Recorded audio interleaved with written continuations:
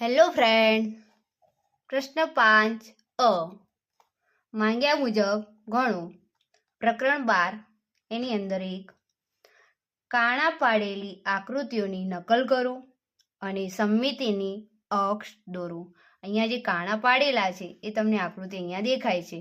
નકલ કરો એટલે અહીંયા શું છે, પરીક્ષામાં પૂછાય તો એવી ને એવી તમારી પુરવણીમાં દોરવાની આકૃતિ અને પછી એની સમમિતિનો અક્ષ દોરવાનો છે. તો અહીંયા જોઈએ એવી રીતે અહીંયા અક્ષ દોરવાનો કે સમમિતિ એટલે કે એના સરખા બે ભાગ પડવા જોઈએ. આપણે જે લીટી દોરી હોય તે લીટીની આ બાજુ કે આ બાજુ બે સરખું દેખાવું જોઈએ. કઈ રીતે તો જોઈએ આપણે. ચલો, આ જે આકૃતિ છે એની અંદર સમમિતિની રેખા સરખા બે ભાગ પાડવાના છે. તો આ બાજુ આ કાણા દોરેલા છે તો સરખા બે ભાગ આ રીતે થશે. આ સમમિતિની અક્ષ દોર્યું, બરોબર. તો આ રીતે ઊભી દોરીએ ત્યારે એના સરખા આ બાજુ જેવો શેપ છે એવો ને એવો આ બાજુ થાય છે, બરોબર. તો આમાં એક આવશે. પછી ચલો આની અંદર તો આમ ત્રાંસી આવશે.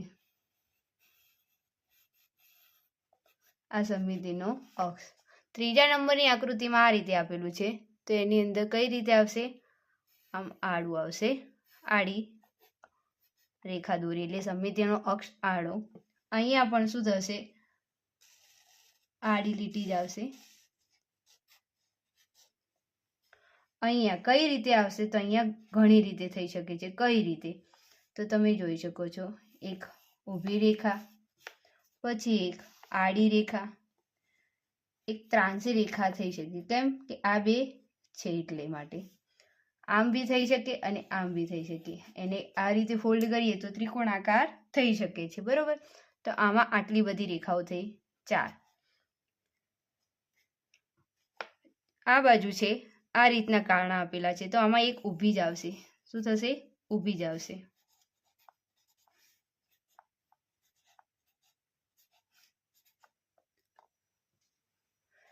સાત નંબરમાં આમાં પણ એક ઊભી જ સમમિતિની રેખા આવશે. જોઈ શકો છો, સ્કેલથી દોરીને બતાવું છું. જોઈ શકો છો આની અંદર આવશે 8 નંબરની જે આકૃતિ છે એમાં આડી સમમિતિની રેખા આવશે.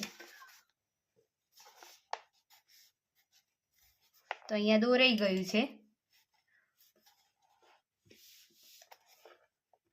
આમાં કેવું હોય, સમમિતિનો અક્ષ એટલે આ જે આપણે એના આકાર આપેલો છે, બરોબર. જે આકૃતિ છે અહીંયા લીટી દોરી તો અહીંયા એને વાળીએ તો સામે જે આકૃતિ છે એવો શેપ જે દેખાય છે એનો આકાર એવો ને એવો જ આમ પડી જાય. આ બાજુના વાળવાથી આમ સામે સેમ ટુ સેમ, જેવી રીતે કે તમે અરીસાની સામે ઊભા છો અને તમારું પ્રતિબિંબ કેવું દેખાય છે સામે, એવી રીતે. તો અહીંયા પ્રશ્ન 1 જે છે નકલ કરવાની હતી આકૃતિની અને અક્ષ દોરવાનું જે પૂરું થાય છે. નીચે તમને જવાબ આપેલા છે, તમે જોઈ શકો છો. 2 નીચેની આકૃતિઓમાં સમમિતિની રેખા દર્શાવી છે તે પરથી દરેક આકૃતિ પૂર્ણ કરો. આકૃતિ પૂર્ણ થતા દરેક આકૃતિ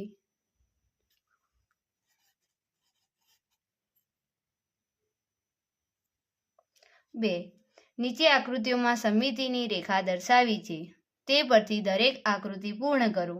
આકૃતિ પૂર્ણ થતા દરેક આકૃતિ કઈ છે તે પણ દર્શાવો. તો ચલો અહીંયા આપણે આકૃતિ આપેલી છે, આવો નવો સેમ જે રેખા છે એની સામે દર્શાવવાની છે.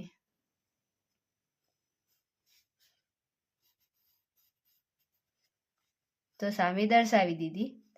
તો ચલો આકાર કયો થાય છે, ચોરસ. કયો થાય છે, ચોરસ. બીજા નંબરમાં આકૃતિ દોરી એવી ને એવી સેમ ટુ સેમ આ બાજુ સમમિતિની રેખાની આ બાજુ. તો આકાર કેવો થાય છે, ત્રિકોણ. કેવો થાય છે, ત્રિકોણ. ચલો આ દોરીએ.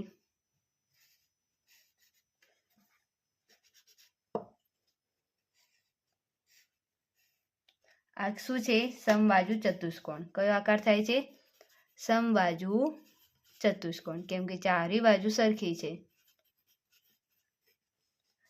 એના પછી 4 નંબર.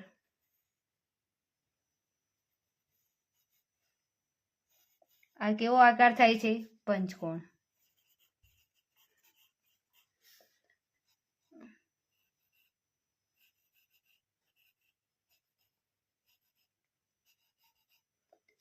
આ કેવી બાજુ થઈ? 1 2 3 4 આરે અષ્ટકોણ છે. 1 2 3 4 5 6 7 અને 8 એટલે અષ્ટકોણ થાય છે. કેટલો થાય છે? અષ્ટકોણ.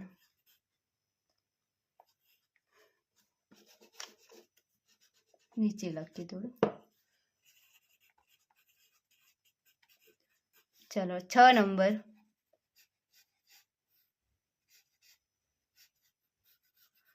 આ લંબચોરસ બને છે. સમમિતિની જે રેખા છે એની સામે એવી આકૃતિ પૂર્ણ કરી તો કયો આકાર બને છે? લંબચોરસ. નંબર 7 જોવાથી જ ખબર પડી જાય. આકૃતિ પૂર્ણ કરીએ તો કયો આકાર બને છે?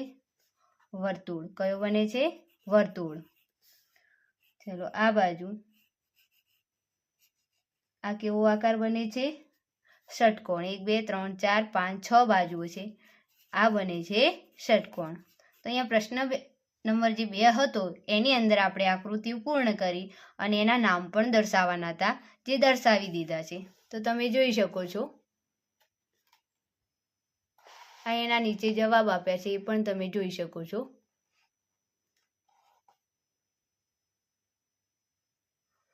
3 નીચેની આકૃતિઓમાં બધી જ સમમિતિની રેખાઓ દર્શાવો. દરેક આકૃતિમાં કેટલી સમમિતિની રેખાઓ છે તે પણ લખો. અહીંયા સમમિતિની રેખા પણ દોરવાની છે અને કેટલી થાય છે એ પણ લખવાનું છે. તો જોઈ શકો છો નીચે પહેલી આકૃતિનો અહીંયા જવાબ આપેલો છે. એક ઊભી કરી છે સમમિતિ એટલે સરખા ભાગ પાડે છે. અહીંયા એક આડી 2, એક અહીંયા ત્રાંસી 3 અને એક આમ ત્રાંસી 4 રેખાઓ થાય છે. કેટલી થાય છે સમમિતિની રેખાઓ? પહેલી આકૃતિ અહીંયા દોરેલી છે ને એને જવાબ પણ લખેલો છે. બીજાની અંદર આવશે ખાલી ફક્ત એક જ સમમિતિની રેખા. કેટલી આવશે? એક જ. આમ ખાલી ઊભી જ આવશે. તો અહીંયા લખેલું છે બીજાની અંદર તમે જોઈ શકો છો સમમિતિની રેખા કેટલી આવશે? 1 3 અહીંયા આવશે એક આડી, એક ઊભી, એક આમ ત્રાંસી અને એક આમ ત્રાંસી. એટલે આમાં પણ કેટલી આવે છે? 4. કેટલી આવશે? ત્રીજા નંબરની આકૃતિમાં પણ 4. અને ચોથા નંબરની આકૃતિ જે છે એની અંદર આ જે ખાંચા જેવું દેખાય છે એમાં ત્યાંથી દોરીએ 1 2 પછી આ 3 દોરાઈ આમ અને 3 પછી વર્તુળનો જે કિનારી છે ત્યાંથી લઈ આવી 1 2 અને આ રીત 3 નો 3 કેટલી થઈ? 6 થઈ. કેટલી થઈ? 6. તો અહીંયા સમમિતિની રેખાઓ દર્શાવવાની હતી અને કેટલી થાય છે એ પણ લખવાનું હતું, જે લખાઈ ગયું છે તમે જોઈ શકો છો. 4 નીચેની આકૃતિઓનું પરિભ્રમણીય સમમિતિનો ક્રમ જણાવો. આપણે આગળના વિડીયોમાં જે બધા મૂળાક્ષરો લીધા હતા એ તમને કાપીને અમને કમ્પ્લીટ તમને સમજાવી દીધું. અહીંયા તો જોઈએ આ પહેલી આકૃતિ છે એની 4 બાજુઓ દર્શાવેલી છે. જો 1 2 3 4 સાઈડ 4 બોક્સ દર્શાવેલા છે ચોરસ. આને ફેરવવાનું છે. એને ફેરવતા એવો ને એવો આકાર કેટલી વખત થાય? તો આરી બાજુ અહીંયા લાવીએ તો પણ એવો આકાર થશે. અહીંયાથી પછી અહીંયા લઈ જઈએ તો પણ એમ થશે. અહીંયા લઈ જઈએ તો પણ એમ. અને ચારે દિશાઓમાં ફેરવવાથી સેમ ટુ સેમ જ રહે છે. એટલે આમાં કેટલો આવશે સમમિતિનો ક્રમ? 4. આની અંદર 3 છે તો 3 આવશે. આમાં કેટલું આવશે? આ લંબચોરસ છે એટલે 2 જ આવશે. કેમ કે આ નીચે લઈ જઈએ તો ઊભું લંબચોરસ થઈ જાય, જે સેમ ટુ સેમ ના દેખાય. ફરી એને આડું કરીએ એટલે આ 2 આવશે. આમાં 4 બાજુઓ છે, 4 ખાના છે એટલે 4 આવશે. આમાં 3 ખૂણા પડે છે 3. આની અંદર જે કાલે એચ દોરીને સમજાવ્યો તો એના જેવું છે. એચમાં 2 હતા તો આ પણ કેટલા આવશે? 2. અહીંયા 3 ખાના છે અને સર્કલ આવે એટલે કે વર્તુળ આપ્યું છે તો આમાં પણ 3 આવશે. અને અહીંયા 4 ફૂંદડી જે દેખાય છે તમને આખી એ 4 બાજુ દેખાય છે તો 4 ખૂણા છે એટલે આમાં પણ શું આવશે? 4 જ આવશે.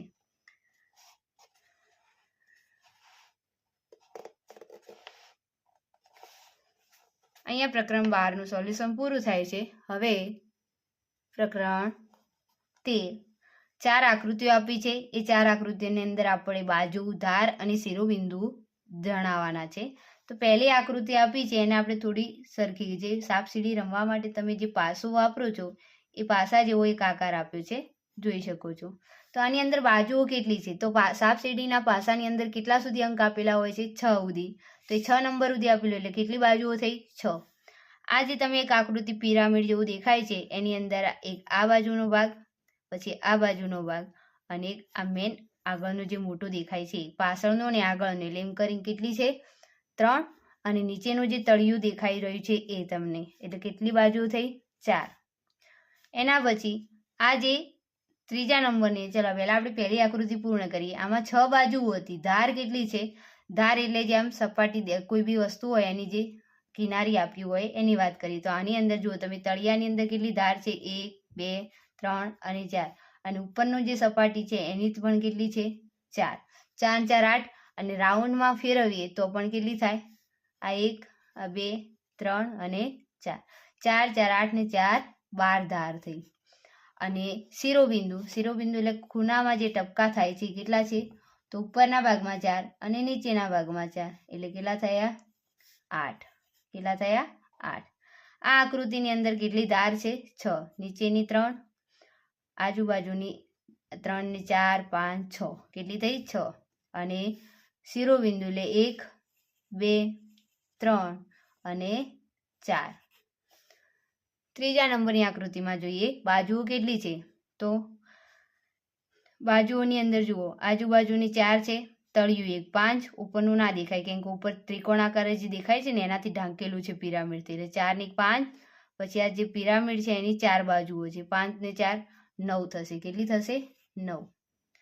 એની અંદર ધાર જોઈએ કેટલી છે તો નીચે તળિયાની ધાર 4 આજુબાજુની 4 8 8 ને ઉપરની આરી 4 12 12 ની જે આ ત્રિકોણ દેખાય છે એની પણ 4 12 ને 4 16 કેટલી થશે 16. અને શિરોબિંદુ તો આપણને આપેલા છે 1 2 3 4 5 6 7 8 અને 9. ચલો આમાં ધાર કેટલી થાય છે તો અહીંયા આકૃતિ થોડી પૂરી કરીએ આપણે દોરીને ટપકા દ્વારા ચોરસ જ આપેલું છે એના સાઈડમાં એક ત્રિકોણ જેવું દર્શાવેલું છે કાપી દીધેલું ખૂણો છે તો જે નીચેના જે બાજુઓ છે 1 2 3 અને 4 સોરી અહીંયા બાજુ કીધી છે તો બાજુની અંદર તમે 6 બાજુ તો થવાની અને આ કેટલી છે આ જે ત્રિકોણાકાર એટલે 7 બાજુ કેટલી છે 7.